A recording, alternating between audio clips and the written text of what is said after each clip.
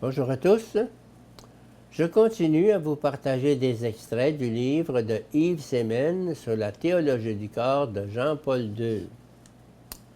Continence et mariage, vocation de l'homme historique.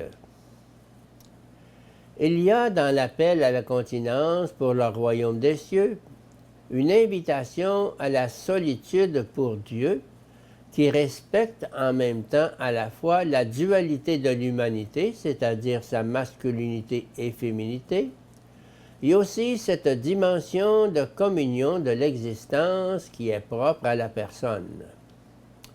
Les paroles du Christ, Matthieu 19, 11, 12, partent de tout le réalisme de la situation de l'homme et avec le même réalisme, le conduisent en dehors vers l'appel dans lequel, d'une manière nouvelle et tout en demeurant par sa nature un être double, c'est-à-dire tourné comme homme vers la femme et comme femme vers l'homme, il est capable de découvrir dans cette solitude, qui ne cesse pas d'être une dimension personnelle de la dualité de chacun, une forme nouvelle et même encore plus pleine de communion intersubjective avec les autres.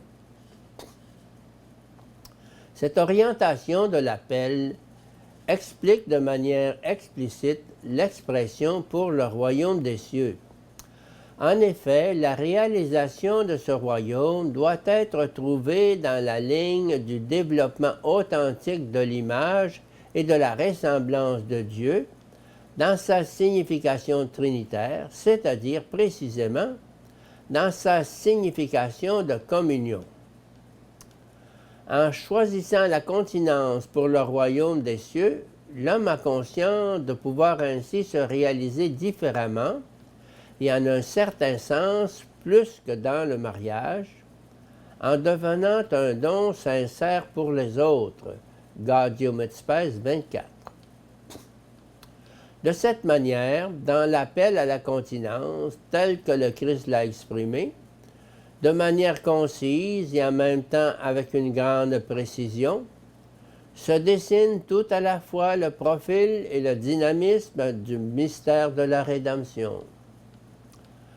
À l'horizon des paroles du Sermon sur la montagne, on trouve l'anthropologie de l'homme historique. À l'horizon des paroles sur la continence volontaire, il demeure essentiellement la même anthropologie, mais irradiée par la perspective du royaume des cieux, c'est-à-dire en même temps de la future anthropologie de la résurrection.